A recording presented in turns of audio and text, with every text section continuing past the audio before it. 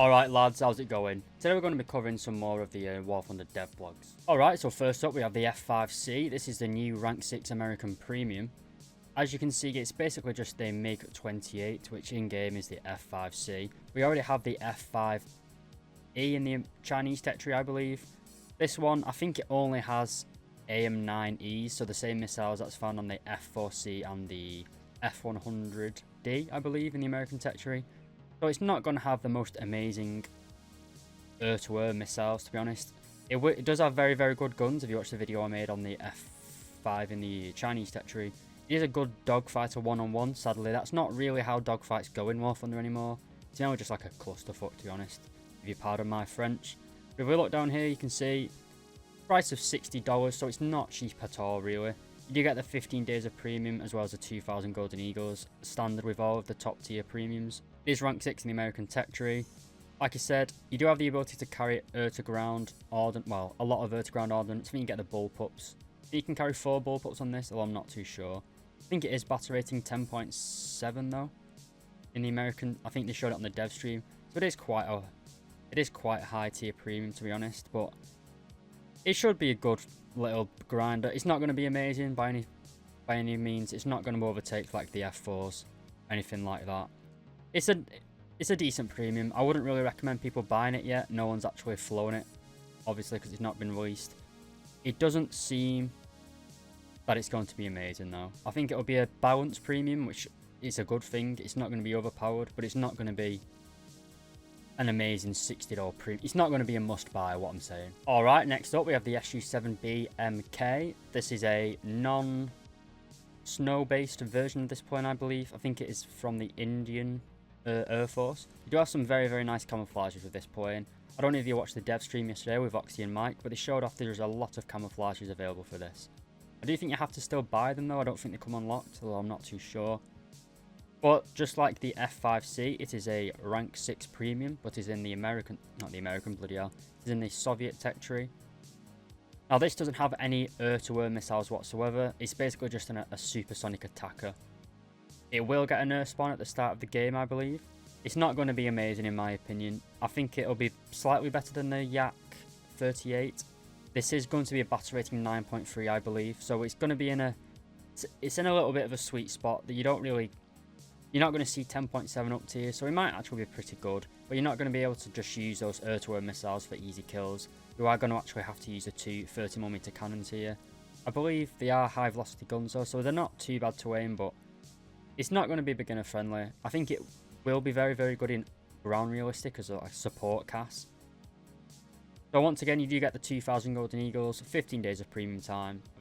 So if we just take a look here, you can see in addition to the 30mm cannons, we do have several types of unguided rockets, as well as 2.5 tons of bombs. Now, like I said previously, this will be very, very good in ground realistic battles. It's probably going to be the new meta for CAS in top tier. Like I said, it's only a battle rating 9.3, so it should be in that sweet spot where you don't really see up tiers too much. So it should be a nice little premium. Again, not entirely sure it's going to be worth the $60. It is going to be balanced though, like I say, it's not going to be overpowered. It's going to be a nice balanced premium, which means it will be harder for newer players to use, basically. So don't pre-order it again. Don't pre-order any premium. But let's move on to the next vehicle. Alright, so the next thing we've got is the new nuclear blasts. To be honest, it does look very, very good, but it's not really going to affect the game in my opinion. I've yet to see a nuclear blast in War Thunder. I've never actually seen it in game yet, so maybe that's because I'm just a bad player or I play with bad players, I don't know. It does look very, very cool. I do wish they'd add more development time to fixing the game rather than adding stuff like this. It is very, very cool, but I don't think it should be the top of the priority list, to be honest. Alright, next up we have the Brit Bronze again, and this is the Vixen FAW2. It is a weird fleet air arm plane. It actually has 2 pilot seats there. One of them is the actual pilot, the other one's I believe the weapons officer or the navigation officer, I'm not too sure. Now, this is a premium, but it's only a rank 6 compared to the last 2 planes we looked at, which were both rank 6 premiums. So you can only research up to rank 6, you can research from ranks 1 to rank 6, so depending on the price of this plane, you can't actually pre-order it at the minute, which is quite strange. I don't know why they'd announce it without a pre-order. Unless it's going to be a GE premium, I'm not too sure. Basically, This thing has no afterburners, it doesn't have any internal ammunition, it has no gun, so you usually get about 4 Aiden cannons on most British planes around this tier, but you don't get any on this. You do get some very, very good suspended ordnance, decent flight characteristics, which I'm very, very doubtful of. Now, this plane does have some pretty good weapons. On top of that, pilots will have the choice between the Fire Streak and the Red Top missiles. So the Red Tops are the missiles that I believe are on the Electric Lightning. I'm not entirely too sure how balanced that's going to be at battle rating 8.3, especially if you get down to 7.3. Whether you'd actually want to buy this premium, I'm not too sure. As I said, with the other 2 premiums, they are pretty well balanced. Obviously, being at a lower battle rating 8.3, around 7.3 to 9.3, jets are usually slower but more agile, where missiles struggle really because they can just turn so fast and get out of the tracking cone. So I'm not sure I'd really want to not have any primary weapons. I'd rather just have guns rather than just having missiles, to be honest.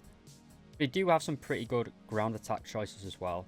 You can carry bombs up to a weight of 1,000 pounds, about 400 kilograms I believe. You can also carry a pair of bullpups, so you can't carry 4, you can only carry 2.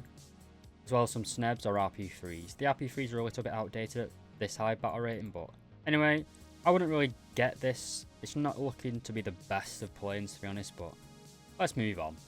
Alright, next up we finally have a top tier SPAA for the Chinese. This is the PGZ-04A, quite a catchy name as you can agree. This has, I believe, 4 25mm cannons, which is a little bit weak, to be honest. While they are fast firing, you don't really have that long range. If you don't know, the key to long range firepower is to have like quite a heavy shell, so it has the weight to actually keep its momentum. 25mm, I believe it is used on, is it the Mistral?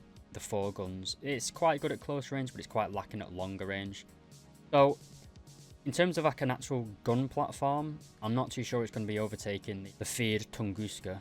But it should fit pretty nicely into the Chinese tech tree. It does also have a secret weapon. It has 4 air-to-air missiles here. Not air-to-air, sorry. Ground-to-air missiles. Basically just man pads, man portable air defense, but they've strapped it to the top of the tank. So, like I said, you've got quadruple 25mm cannons, IR missiles, and radar. You have a relatively small ammunition load. I'm not exactly too sure how small. It doesn't look like the biggest of vehicles, and the ammunition belts can't really be too big, to be honest. So you might run into the same problems as the Japanese Type 93 and the Mistral, the Italian one, I can't remember what it's called, where the missiles can't really track at close range, or they're easily defeated at close range. That could be a serious problem, and make the vehicle pretty uncompetitive. It's not going to be amazing, to be honest though, boys. This is going to be a tech tree vehicle, so it's not a premium, so everybody will be able to get this without paying a single dollar. So this should be a nice little addition to the Chinese tech tree. Let's move on to our next subject. Alright boys, this is actually a pretty big update. So normally when you use the binoculars in game, it's like the commander is getting out the hatch and just looking out. That's basically what it is. Now with some vehicles in the game, they are going to be, they're not replacing that feature, they're adding a new one. You're basically going to be able to occupy the commander's actual site, really. So you can see here, it's like its own, it's basically going to be like armor. If you've ever played like Arma 3 or Arma 2, where you can get in the commander's position and just look out the top side. Oh, Battlefield 4, I believe, had this as well. So it's going to allow you to essentially fire, aim, and range find from the commanders. So it is going to be a very, very powerful feature for some vehicles. Now, vehicles like the Leopard 2A5 or the 2A6 for that matter, as well as all the other, and the Abrams as well, sorry. So all the vehicles that have thermal imaging in the commander site, it's going to be a very, very big buff for. Vehicles like the Challenger 2, the T80U, T72B3, all the vehicles that basically only have night vision in the commanders, it's going to be like an artificial nerf, really. You're going to, like the M1A2 Abrams, the 2A6, and then the Stritzwagen 122A and B. They're both going to have, it's like feature creep, I believe it's called, where they have new features. Basically, you're going to be able to just use your commander site for everything, basically, whereas you can still do the same things in the Challenger 2, you just won't have that thermal imaging, so it's going to be a lot harder, basically. Now, while it is realistic. This is what real tank commanders do. They range find targets. It's called hunter killer or tracker killer, I believe. But whether this is going to help the game, I'm not too sure really. It's kind of just lowering the skill ceiling, but hey ho. It's been in sim for a while. Hopefully it'll work fine. Alright lads, so finally for today we have several changes to the ranking system in War Thunder. As I've mentioned and alluded at several times throughout this video, we do now have a rank 7 coming to the game, at least in terms of RB. You can see here we've got quite a lot of changes, so the F-4E is going up to rank 7. Several of the MiG-21s. You can read this at your own discretion, feel free to pause the video and have a look. I obviously can't cover it all. But getting into the real meat and potatoes of this final dev blog, and that is the MiG-23M.